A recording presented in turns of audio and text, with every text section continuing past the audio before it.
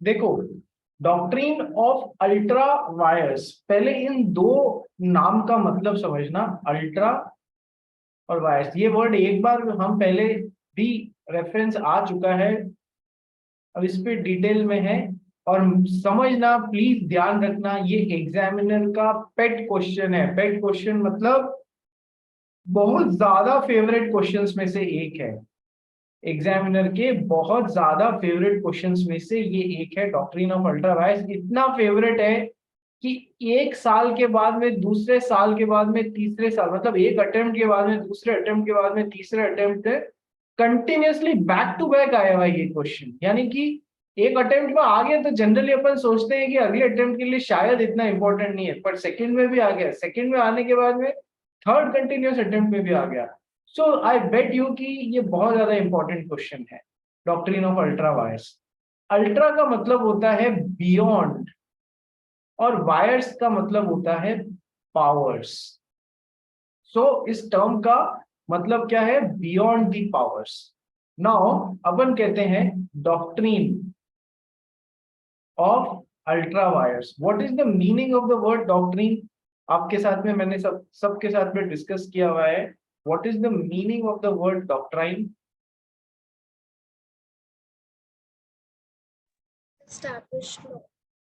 Established principle. अपन क्या पढ़ रहे हैं? अपन तो लॉ पढ़ रहे हैं।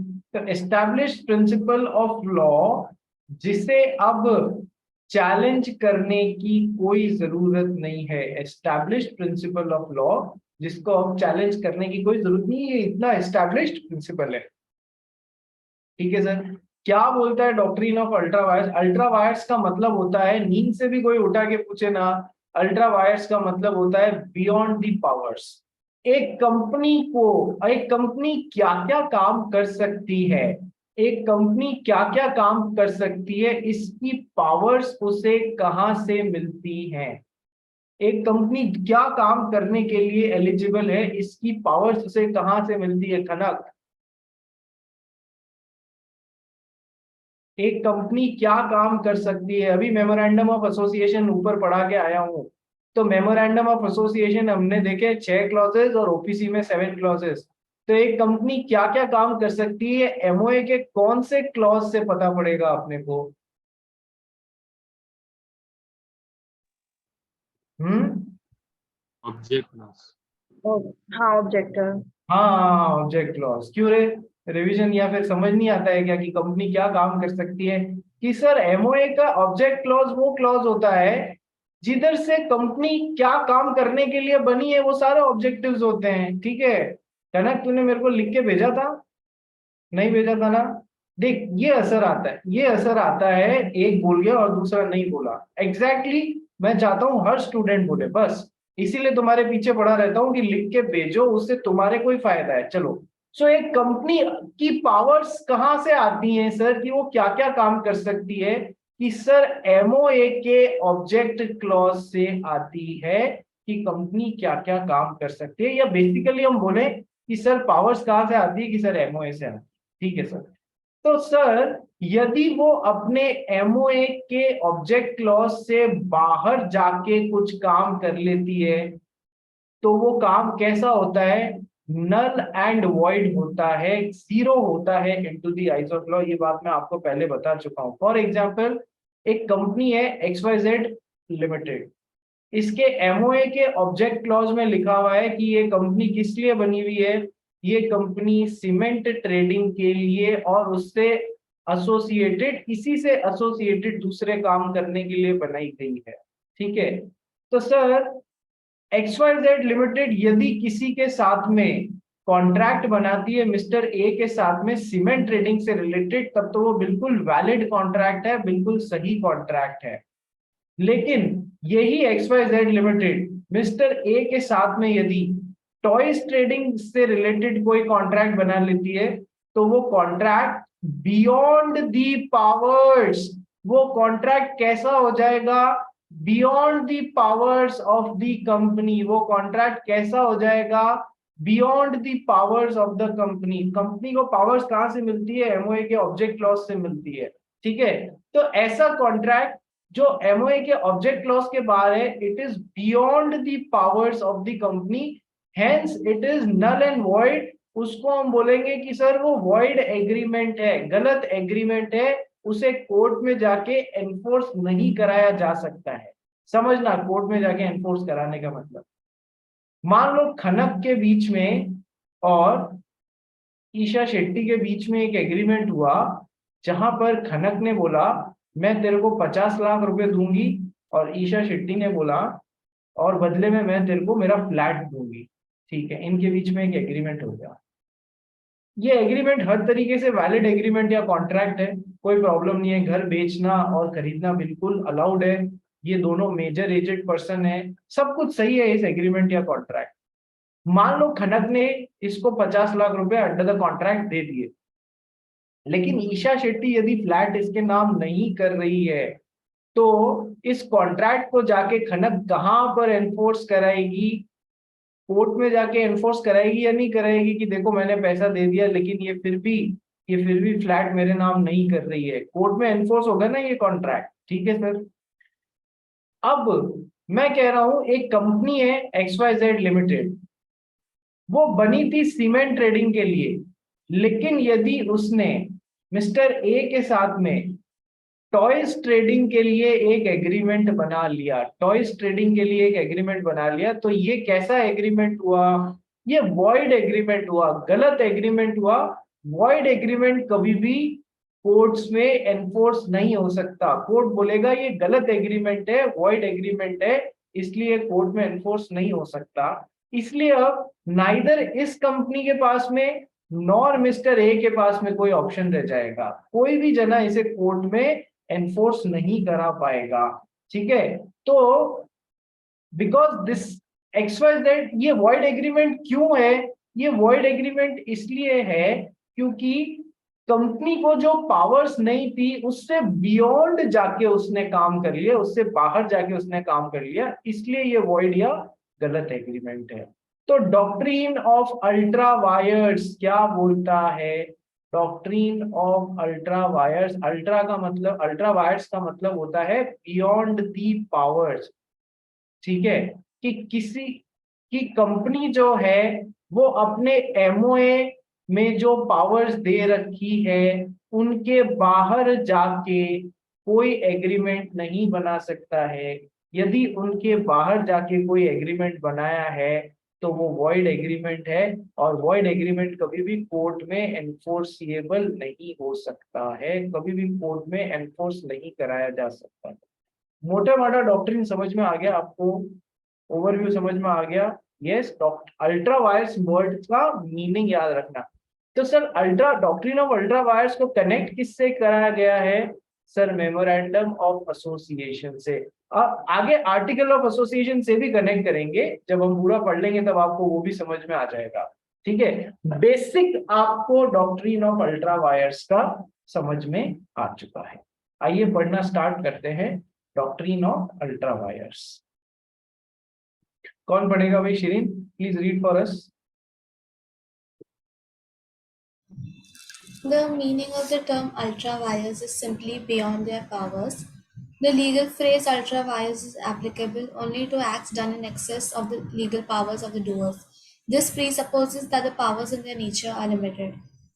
ठीक है, अपने को इस पूरे पैराग्राफ में केवल ये लाइन याद रखनी है, meaning of ultra wires is beyond the powers. ठीक है, and ultra vires is ultra vires का क्या मतलब होता है? आपकी पावर ही नहीं है, आपने एक उससे एक्सेस में जाके काम कर लिया, उससे ज्यादा जाके काम कर लिया। आगे बढ़ो भाई उसको। It is a fundamental rule of company law that the objects of the company, as stated in its memorandum, can be departed from only to the extent permitted by the Act, thus far and no further.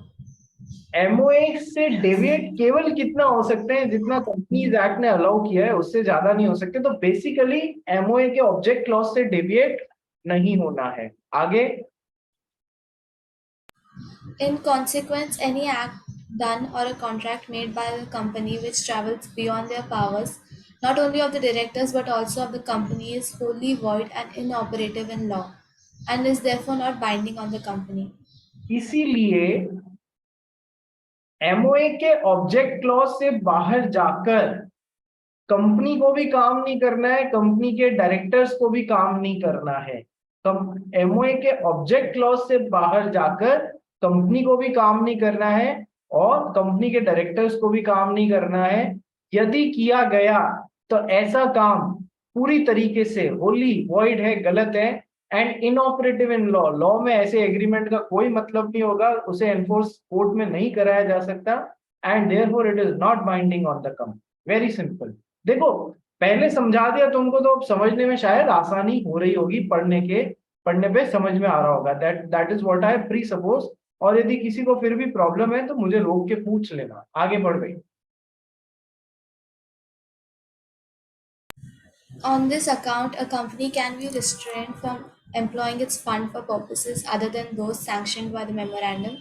Likewise, it can be restrained from carrying on a trade different from the one it is authorized to carry on. Sir एक company को जो अपने funds हैं उसके पास में, funds कहाँ से मिले हैं सर? शेयर होल्डर्स से मिले हैं, थोड़े बहुत क्रेडिटर्स से मिले हैं, ठीक है। वो फंड्स उनसे क्या कह के लिए गए थे? एमओए के ऑब्जेक्ट क्लॉज में जो काम लिखे हुए हैं, आपके फंड्स यहाँ पर लगेंगे, इन कामों में लगेंगे, इन ऑब्जेक्टिव्स में लगेंगे। और फिर आप उन्हें कह के कुछ ले रहे हो कि सीमेंट ट्रेडिंग का काम करेंगे और फंड यदि उनके डाइवर्ट कर दो टॉयज ट्रेडिंग में या टॉयज मैन्युफैक्चरिंग में, तो sir that would be a wrong thing to do. ऐसा नहीं करना चाहिए, ऐसा नहीं कर सकते हैं, ये उनके साथ में एक्चुअल में धोखा हो जाएगा। इसलिए बियॉन्ड दी पावर्स कंपनी को नहीं जाना, ठीक है। जो ऑथराइज्ड है एमओए के ऑब्जेक्ट क्लॉज से वहीं तक जाना है। आगे बढ़ गई। The impact of the doctrine of ultra-vires is that a company can neither be sued on an ultra-vires transaction nor can it sue on it. Since the memorandum is a public document, it is open to public inspection. ये बात मैं आपको पहले भी बता चुका हूं कि कोई भी कंपनी जब फॉर्म हो रही होती है, इनकॉर्पोरेशन ऑफ अ कंपनी अपन ने पढ़ा है, तो इनकॉर्पोरेशन ऑफ कंपनी जब करते हैं तो सर सबसे पहला डॉक्यूमेंट जो अपन आरओसी के साथ में डिपॉजिट कराते हैं वो कौन सा होता है सर? उस कंपनी के मेमोरेंडम ऑफ एसोसिएशन और आर्टिकल ऑफ एसोसिएशन। पूरी लिस्ट ऑफ डॉक्यूमेंट्स और इन्फॉर्मेशन पढ़ी थी अपन ने अंडर सेक्शन 7। ईशा शेट्टी याद है ना? सेक्शन 7 में इनकॉर्पोरेशन के time there were 7 steps and documents and information. उसमें से फर्स्ट स्टेप में again there were 7 steps. First step में 7 डॉक्यूमेंट्स एंड इंफॉर्मेशन थे, मेमोरेंडम ऑफ एसोसिएशन और आर्टिकल ऑफ एसोसिएशन थे। तो सर जो भी डॉक्यूमेंट कंपनी आरओसी के साथ में फाइल करती है that is a public document. Public document का मतलब उसमें छुपाने लायक कुछ नहीं है, वो पब्लिक डोमेन में है, पब्लिक को उसका एक्सेस मिल सकता है। इनफैक्ट मैंने तो आपको एक डॉक्ट्रिन और पढ़ाई हुई है, doctrine of constructive notice. What is doctrine of constructive notice Mansa Sharma? Sharma ji क्या होती है doctrine of constructive notice?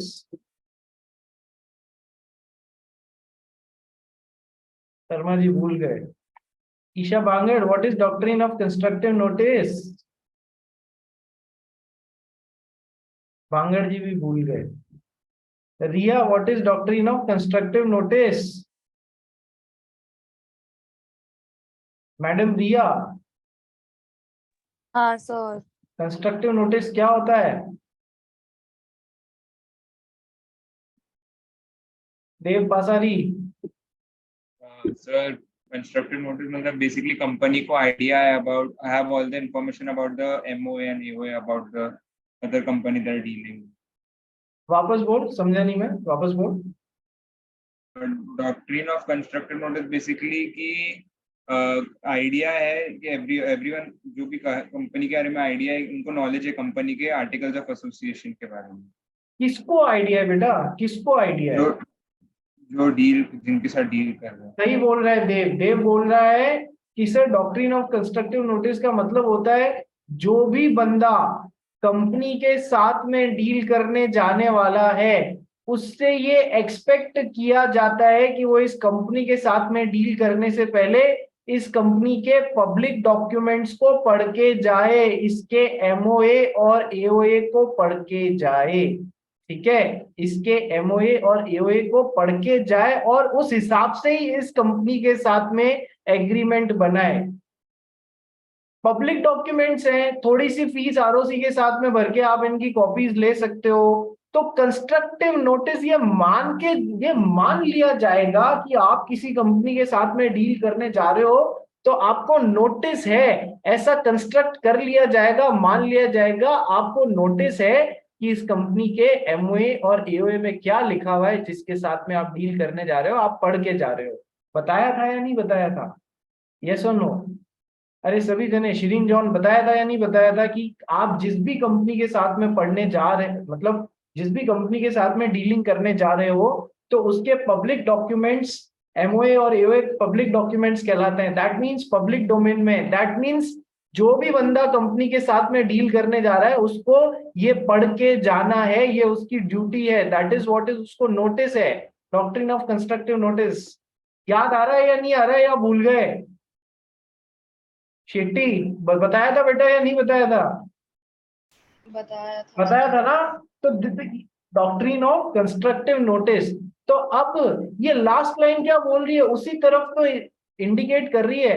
The impact of doctrine of ultra wires is that a company can neither be sued on an ultra wires transaction nor can it sue on it। एक company जो है, इसने mister A के साथ में यदि कोई beyond the powers जाके टॉयज ट्रेडिंग का एग्रीमेंट बना लिया है, ना तो ये मिस्टर ए पे स्यू कर सकती है ऐसे एग्रीमेंट के लिए, और न मिस्टर ए इस कंपनी के ऊपर स्यू कर सकते हैं। ये जाके दोनों ही कोर्ट में एनफोर्स नहीं करा सकते, क्योंकि ये कैसा एग्रीमेंट हो जाता है, it is a void agreement, जो कोर्ट में एनफोर्स नहीं कराया जा सकता। क्यों वॉइड है? क्योंकि कंपनी अपने एमओए के ऑब्जेक्ट क्लॉज के बाहर जाके काम कर गई, तो ये गलत एग्रीमेंट है, वो काम कर ही नहीं सकती।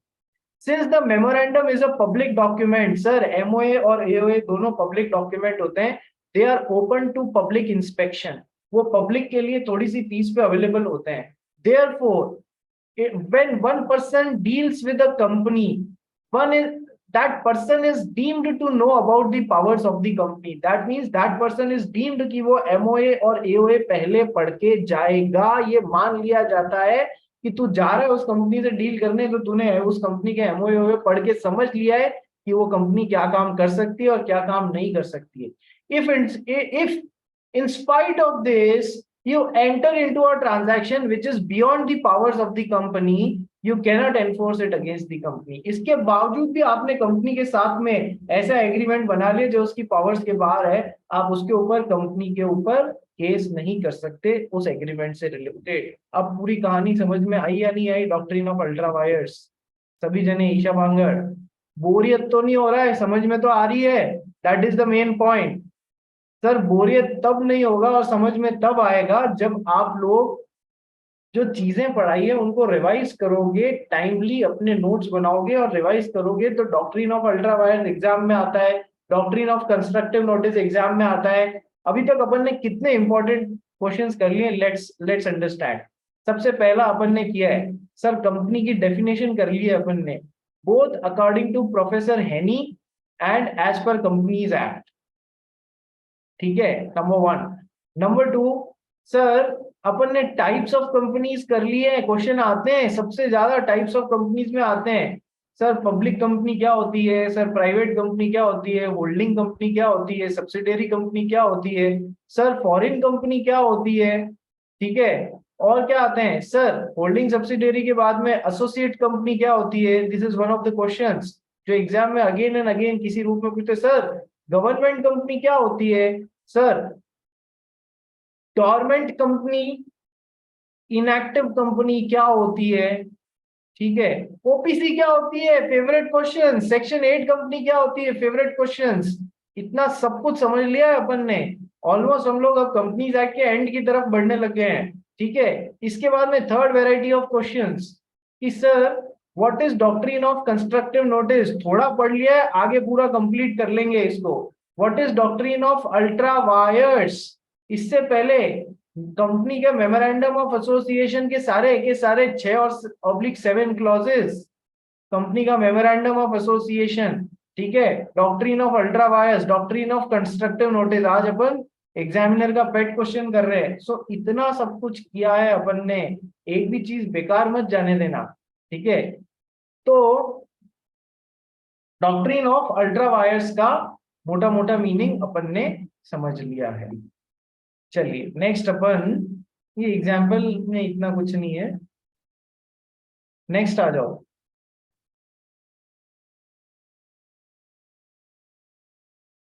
शिरीन,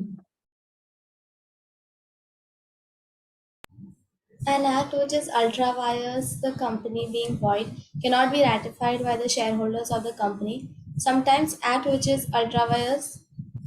सबसे पहले समझो what is the meaning of the word ratification. What is the meaning of the word ratification? देखो, मान लो देव पासारी जो है, ये एक ऑर्गेनाइजेशन में he is one of the managers, senior managers, ठीक है। अब देव पासारी है ना, 10 दिन की छुट्टी पे जा रहा है, तो सर उस ऑर्गेनाइजेशन का काम तो नहीं रुकेगा। देव ने जो अपना असिस्टेंट है, जो इसका जस्ट इमीडिएट असिस्टेंट है, इसके नीचे काम करता है, उसको अपनी पावर्स डेलीगेट कर दी, उसको अपनी पावर्स दे दी। मान लो इसकी जगह पे मिस्टर अमित काम कर रहे थे इसके असिस्टेंट के तौर पे, तो मिस्टर अमित को देव ने अपनी पावर्स दे दी और बोला मेरे बिहाफ पे अगले 10 दिन तक तुम डिसीजन लोगे। मिस्टर अमित, मेरे बिहाफ पे अगले 10 दिन तक तुम डिसीजन लोगे। जब मैं आऊंगा तो सारे डिसीजंस जो तुमने लिए हैं वो तुम मुझे एक बार दिखाओगे, उनमें से जो सही है वो चलने देंगे, जो गलत है उन्हें मैं रैटिफाई कर दूंगा। होने के बाद में, तुमने डिसीजन ले लिया उसके बाद में मैं सही कर दूंगा, ठीक है। रेटिफिकेशन का मतलब क्या होता है? once the thing has been done, उसको getting it corrected afterwards। once the thing has been done, getting it corrected after the thing has been done। क्या तुम्हें रेटिफिकेशन का मतलब समझ में आया? क्या तुम सबको रेटिफिकेशन का मतलब समझ में आया? एक बार काम हो गया उसके बाद में उस गलत काम को सही कर देना, ठीक है। That is the literal meaning of the word ratification. तो अब ये लाइन क्या बोल रही है? An act which is beyond the powers of the company, it is a void act and it cannot be ratified by the shareholders of the company। समझना, एक काम जो है, मान लो XYZ लिमिटेड जो है, उसके MOA के ऑब्जेक्ट क्लॉज में, उसके MOA के ऑब्जेक्ट क्लॉज में क्या लिखा हुआ था कि XYZ लिमिटेड सीमेंट ट्रेडिंग का काम कर सकती है। लेकिन XYZ लिमिटेड ने क्या किया? मिस्टर ए के साथ में टॉयज ट्रेडिंग का एग्रीमेंट बना लिया, टॉयज ट्रेडिंग का एग्रीमेंट बना लिया। तो सर ये कैसा एग्रीमेंट हुआ? सर ये गलत वॉइड एग्रीमेंट हुआ। It is not enforceable into the court of law. Now our law says that कि सर MOA के बाहर जाके जो भी काम कर लिया है उसका रैटिफिकेशन पॉसिबल नहीं है। यानी कि सारे के सारे शेयर होल्डर्स यदि ये बोले, या कोई भी शेयर होल्डर्स यदि ये बोले इस कंपनी के, सर इस एग्रीमेंट को हो जाने दो, ये एग्रीमेंट जब हो जाएगा उसके बाद में अपन एक ऐसा कंपनी की जनरल मीटिंग में एक रेजोल्यूशन पास कर देंगे सब जने मिलके कि ये एग्रीमेंट सही है, हम अपने MOA के ऑब्जेक्ट क्लॉज को अमेंड करते हैं इसके लिए, ठीक है। तो कंपनीज एक्ट बोल रहा है कि काम हो जाने के बाद में उसको सही नहीं किया जा सकता, रेटिफाई नहीं किया जा सकता। एज फार एज कंपनी ने MOA के ऑब्जेक्ट क्लॉज के बाहर जाके काम किया है, उसको बाद में रेटिफाई नहीं किया जा सकता, सही नहीं किया जा सकता। तो आपके दिमाग में क्वेश्चन आना चाहिए, ध्यान से सुनो। देव बसारी झूम क्यों रहा है? क्या हो गया? सब सही तो है? कैमरा सेट करो, मैं नहीं ठीक है। झूम रहा। तो सर सही प्रोसेस क्या है? क्या कंपनी कभी जीवन में टॉयज ट्रेडिंग का काम नहीं कर पाएगी क्या? सर सही प्रोसेस का तरीका है ना। क्या तरीका है कि सर एग्रीमेंट किसी के भी साथ में टॉयज ट्रेडिंग का एग्रीमेंट बनाने से पहले अपने एमओए के ऑब्जेक्ट क्लॉज को अमेंड करो, पहले करो, फिर वो एग्रीमेंट बनाओ। यानी अब आपके एमओए के ऑब्जेक्ट क्लॉज में सीमेंट ट्रेडिंग तो ऑलरेडी पढ़ा हुआ ही है, पहले ऐड करो टॉयज ट्रेडिंग, फिर मिस्टर ए के साथ में उससे रिलेटेड एग्रीमेंट बनाना, तो ही वो सही होगा। आप कर सकते हो ये काम, मना ही नहीं है, लेकिन पहले अपने एमओए के ऑब्जेक्ट क्लॉज को चेंज करो, उसके बाद में वो एग्रीमेंट बनाओ, तो वो सही एग्रीमेंट होगा। आपने पहले एग्रीमेंट बना लिया और बाद में ऐसे चेंजेस कर रहे हो, तो सर ये रैटिफिकेशन नहीं किया जा सकता। कारण समझो, कारण क्या है कि सर शेयर होल्डर्स से क्या कह के पैसे लिया था, सीमेंट ट्रेडिंग में लगेगा। अब आपने उस पैसे को कहाँ लगा दिया, आपने उस पैसे को लगा दिया टॉयज ट्रेडिंग में, तो सर ये गलत कर रहे हो। तो एमओए को अमेंड करने में रोल किसका आएगा, सर शेयर होल्डर्स ही तो जनरल मीटिंग में रेजोल्यूशन पास करेंगे कि सर हाँ अब हमें टॉयज ट्रेडिंग भी करना चाहिए, तो फिर वो प्रोसेस करेक्ट हो जाएगी। कारण समझ में आया क्यों अब पहले रैटिफिकेशन पॉसिबल नहीं है। रैटिफिकेशन क्या होता है, और रैटिफिकेशन जो भी काम आपने एमओए के ऑब्जेक्ट क्लॉज के बाहर जाके कर दिया, उसका रैटिफिकेशन पॉसिबल नहीं है। क्या ये बात आपको समझ में आई, बोलिए हाँ या ना। एमओए के ऑब्जेक्ट क्लॉज के बाहर जाके जो भी काम करते हैं उसका रैटिफिकेशन पॉसिबल नहीं है। तो सर सही तरीका क्या है, सही तरीका ये है कि सर पहले एमओए के ऑब्जेक्ट क्लॉज को अमेंड करो, चेंज करो, उसके बाद में वो एग्रीमेंट बनाओ। This is the correct. अब पूरी प्रोसेस समझ में आई। एग्जाम में इसके ऊपर क्वेश्चन आते हैं रेटिफिकेशन और नॉन रेटिफिकेशन वाली बात पे, कर लोगे अब सॉल्व उस क्वेश्चन को, हमेशा के लिए यहाँ पर फिट हो जाना चाहिए। ठीक है सर। तो सर मुझे एक बात बताओ, रेटिफिकेशन कौन करते, रेटिफिकेशन कहाँ होता है कि सर शेयर होल्डर्स की मीटिंग में, शेयर होल्डर्स की मीटिंग को अपन क्या बोलते हैं, एनुअल जनरल मीटिंग या extra ordinary general meeting, AGM या ईजीएम, यही तो बोलते हैं। इधर वो लोग क्या पास करते हैं कि सर वो लोग रेजोल्यूशन पास करते हैं,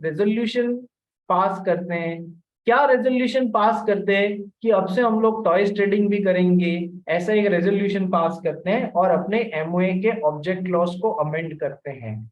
तो सर रेटिफिकेशन क्या होगा कि हमने जो टॉयज ट्रेडिंग के लिए एग्रीमेंट बना लिया पुराना, वो अब से सही, वो बैक डेट से सही है, नहीं ऐसा नहीं। सही तरीका क्या होगा, पहले आप स्पेशली मीटिंग बुलाओ, एमओए के ऑब्जेक्ट क्लॉज को अमेंड करने की मीटिंग, उसमें सारे शेयर होल्डर्स जो हैं वो रेजोल्यूशन पास करेंगे। From now onwards along with cement trading we can also do toys trading, and then इसका मतलब है सबने हाँ भरी, मतलब जिसने भी हाँ भरी, जो जितनी रिक्वायर्ड थी नंबर वो मिल गया अपने को, तो एमओए का ऑब्जेक्ट क्लॉज अमेंड हो गया। जब एमओए का ऑब्जेक्ट क्लॉज अमेंड हो गया, तो अब आप भले ही बनाओ ना टॉयज ट्रेडिंग वाले कॉन्ट्रैक्ट किसी के भी साथ में, now it is very much with in your power, it is not ultra vires, now it is not beyond powers, now it is intra wires, it is with in the powers. Ultra vires के साथ में term intra wires भी समझ में आया, with in the powers. अब दोनों term समझ में आए भाई, ultra and intra, Shirin John, yes चलो बहुत बढ़िया। तो सर एग्जाम में एक और क्वेश्चन आता है इसी बात पे कि सर रैटिफिकेशन कौन करते हैं, कि सर शेयर होल्डर्स ही करते हैं। अच्छा, अमेंडमेंट इन एमओए के object clause, amendment in MOA के ऑब्जेक्ट क्लॉज कौन कर रहे हैं, एक सेकंड।